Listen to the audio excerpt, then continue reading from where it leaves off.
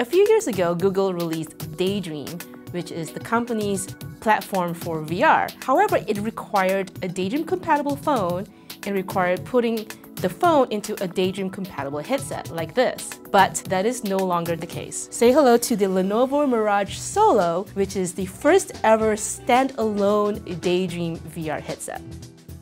The Lenovo Mirage Solo is powered by a Qualcomm Snapdragon 835 processor, and it has a QHD resolution display. One of the things Lenovo did was really focus on weight distribution. As you can see on the back here, there's this sort of ratcheting system that helps tighten the headset to your head, and there's also a little adjustment here that you can bring the headset a little bit closer to your face as well. There are these really soft padded cushions on the front and the back. And as we mentioned, it's a standalone headset, which means there is no phone required in order for this to work. What you do is just put it on, turn it on, and you're ready to launch into the Daydream system. Perhaps the most important feature of the Mirage Solo is that it has 6 degrees of freedom. This uses Google's WorldSense positional tracking technology that doesn't rely on any external sensors or cameras. You can duck and dodge, just as you would with an actual full-fledged PC-based VR headset. Another interesting factor is that virtual reality is usually a solo experience.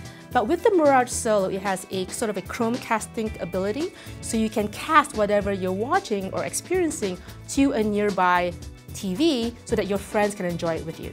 While the Mirage Solo is for consuming VR content, the Mirage Camera, also from Lenovo, is for creating VR content. So this is a VR 180 camera that captures virtual reality content in 180 degrees. It has a Qualcomm Snapdragon 626 processor, and on the front are dual 13-megapixel cameras.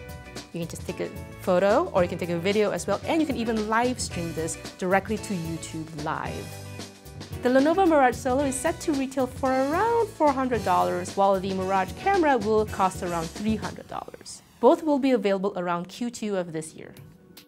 The Lenovo Mirage Solo is just the first of many standalone Daydream headsets to come. It does seem like phone-based VR is so 2017.